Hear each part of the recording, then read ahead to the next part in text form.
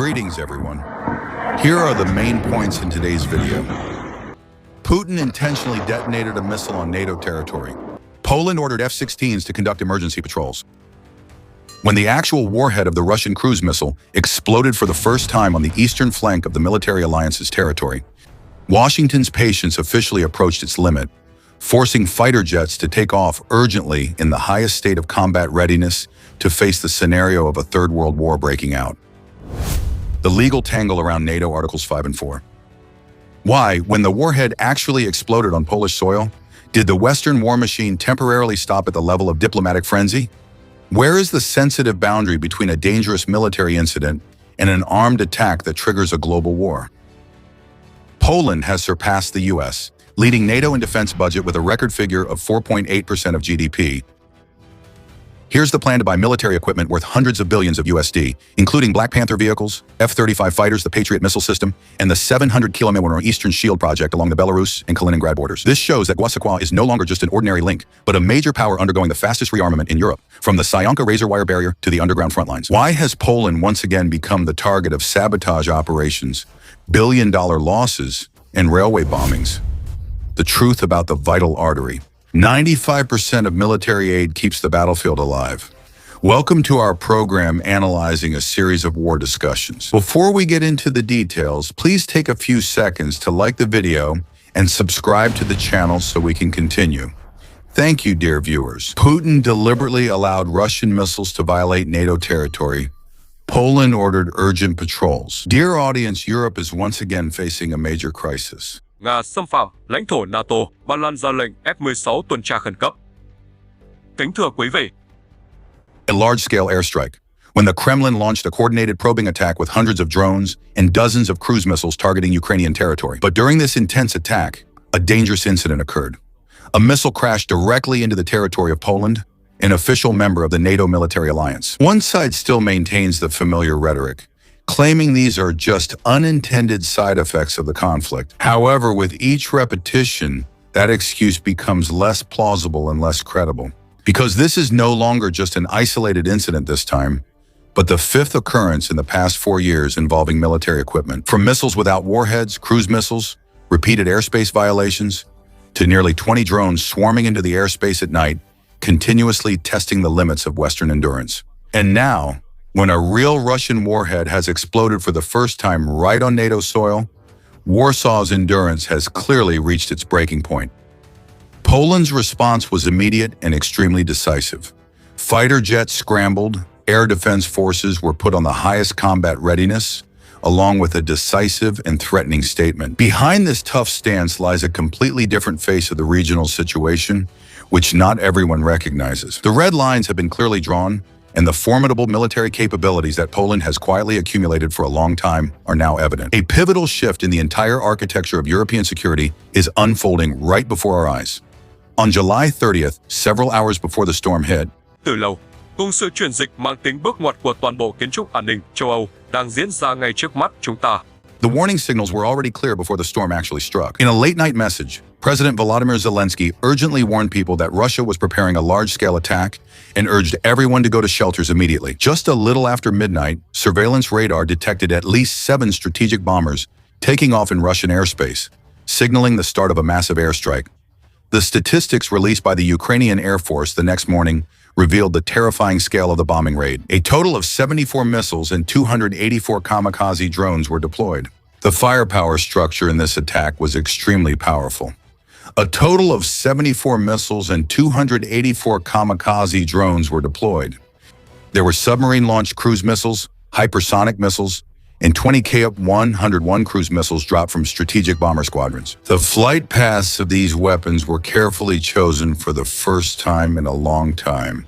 They launched major attacks on Ukraine's far western provinces, including Lviv and Ivano-Frankivsk. That means the missile trajectories that night sliced through the air, flying right along the NATO border. Even though Ukrainian air defense forces fought bravely and successfully intercepted 55 missiles and 265 drones, some projectiles still slipped through and took the lives of innocent civilians. At the same time, on the other side of the border, that night in Poland was no different from a real crisis drill. According to confirmation from Defense Minister Guta Distorko, Poland's F-16 fighter jets have been maintaining combat patrols close to the Ukrainian border since dawn. Poland's early warning aircraft have also maintained combat patrols close to the Ukrainian border since early morning.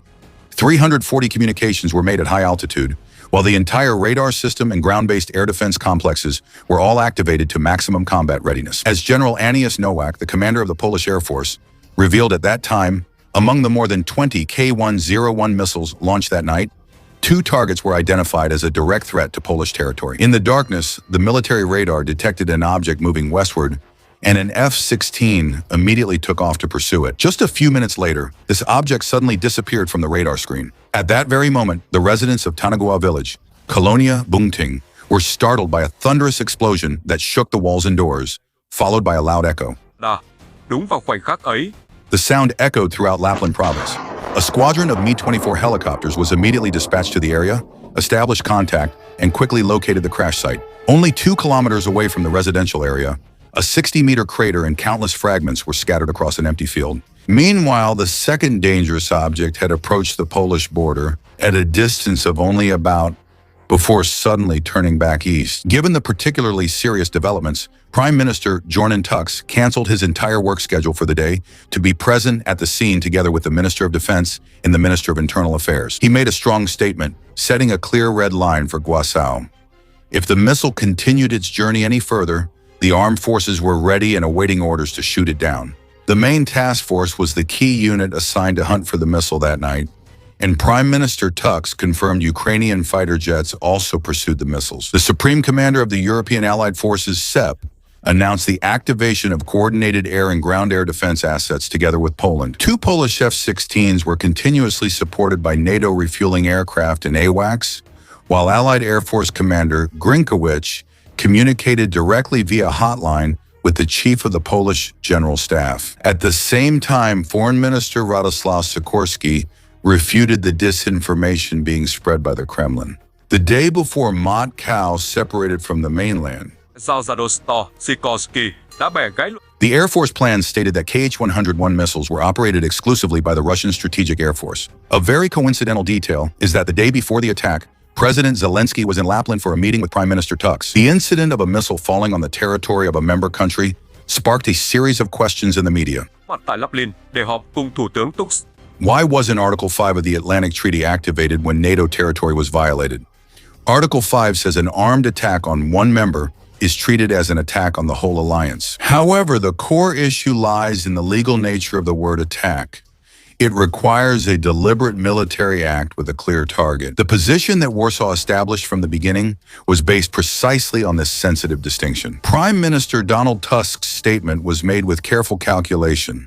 There is currently no evidence that Poland was intentionally targeted. It is likely that the missile lost control and deviated from its intended trajectory during an attack aimed at Western Ukraine. When intentionality has not been legally proven, this cannot be considered an armed attack that triggers a full-scale war, but rather a particularly dangerous military incident threatening regional peace. The extremely cautious behavior of the military alliance at this time is clearly shown through the restrained statement from NATO Secretary General Mark Rutte after emergency talks with Warsaw. Although he condemned this as an irresponsible act from the Kremlin, Jens Stoltenberg emphasized that it was a serious consequence for Russia after the emergency conversation with Warsaw. Despite the dangers arising from the war in Ukraine, NATO made a surprising decision by not having any plans to activate Article 4 of the North Atlantic Treaty. This restraint creates a major historical paradox. Recently, after about 20 Russian drones entered Polish airspace during a major attack on Ukraine, Warsaw quickly invoked Article 4. That incident marked an unprecedented milestone, the first time NATO's military assets were involved. With the coordination between Polish F-16s and Dutch F-35s, they directly opened fire to intercept and take down Russian targets right over the skies of the alliance. It was a strange contrast when unarmed decoy drones violated the territory, and NATO's war machine immediately sprang into action. Liên minh. Một sự tương phản kỳ lạ khi những chiếc máy bay không. But when a real cruise missile carrying a destructive warhead actually exploded, the West's response temporarily stopped, limited to diplomatic phone calls. That hesitation exposes the deadly dilemma that the Western alliance is struggling to endure. A retaliatory strike could ignite a brutal direct confrontation with Moscow. The prolonged silence continues to gnaw at and erode the deterrent power of the alliance day by day. Ukrainian political analyst Stanislav Dukatsky says the Kremlin has turned this very stalemate into a perfect testing ground.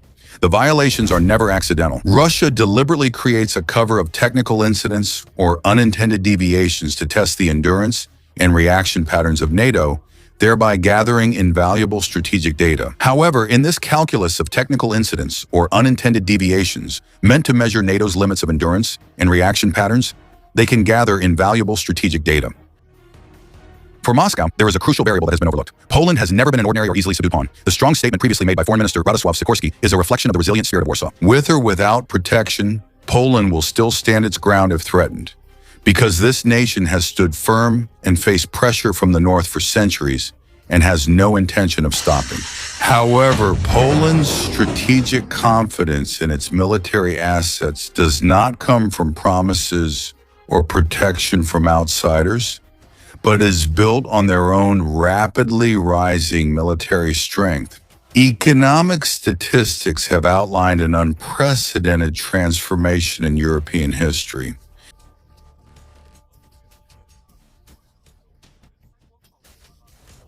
At the time when the conflict in Ukraine broke out, Poland's defense budget was only a modest 15 billion USD equivalent to 2.4% of GDP, but in the current budget cycle plan, financial official Andrzej Domański announced a figure that stunned all observers.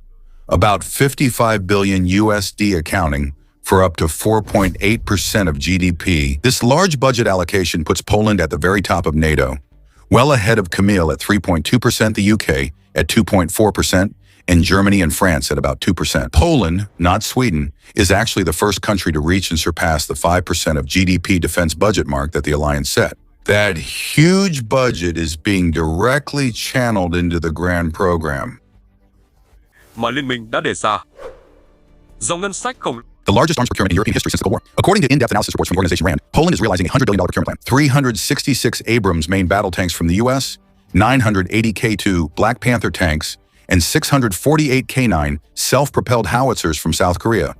Hundreds of HIMARS multiple rocket launchers, along with a series of Borsuk infantry fighting vehicles produced domestically. Polish airspace is protected by new generation Patriot missile systems, Apache attack helicopter squadrons, and fifth-generation F-35 fighter squadrons that are starting to be delivered, bringing the total value of these procurement contracts for military equipment to billions of US dollars. Associate Professor Matt Kłada-Zadzara of Zazialodian University in Krakow highlighted the mix of modern armored vehicles and advanced weapons worth billions of dollars. Multiple layers have created a solid steel shield along NATO's eastern flank, crushing any ambitions of a rapid breakthrough by any attacker. On the ground, Poland currently possesses one of the largest infantry forces in Europe, with about 216,000 regular troops and territorial defense forces, aiming for a target of 300,000 troops organized into 4 main divisions. Among them, the 18th Mechanized Division, named after armored vehicles, is the strategic steel fist guarding the Eastern Gateway,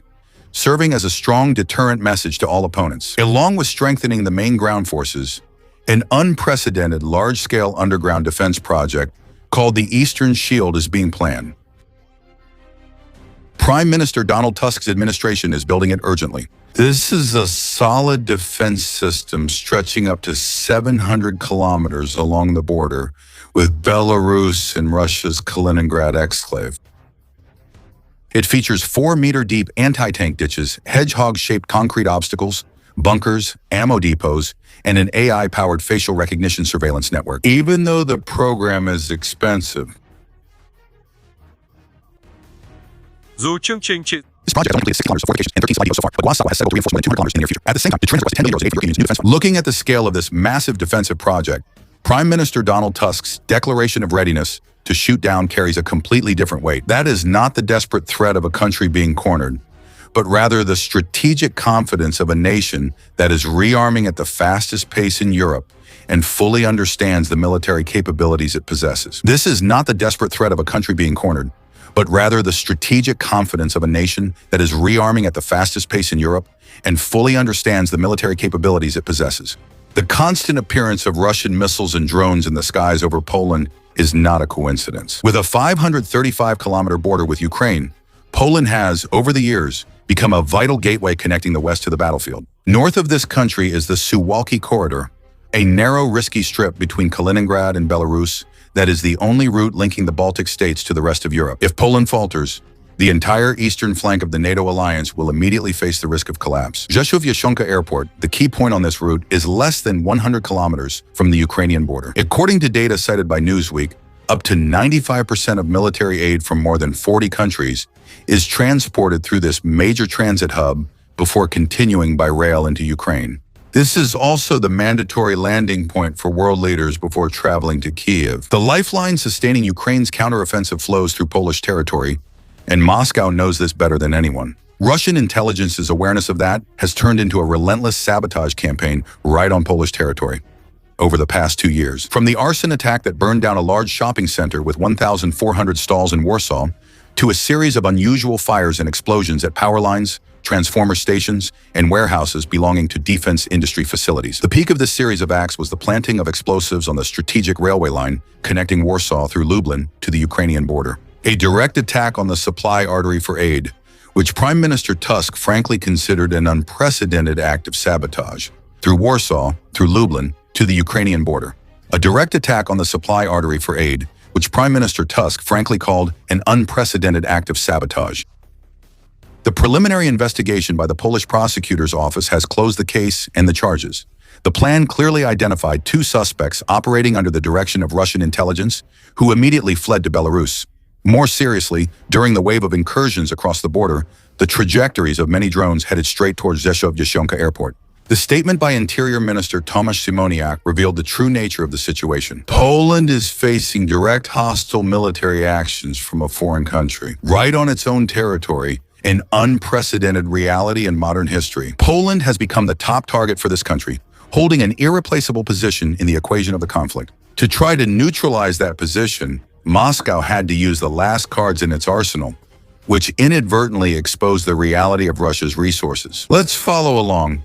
Did Russia launch missiles at Poland, or was it just a test of their weaponry? Của Nga. Vậy theo quý vị, Nga phóng nhầm tên lửa sang Ba Lan hay là phép thử chú ý của Putin?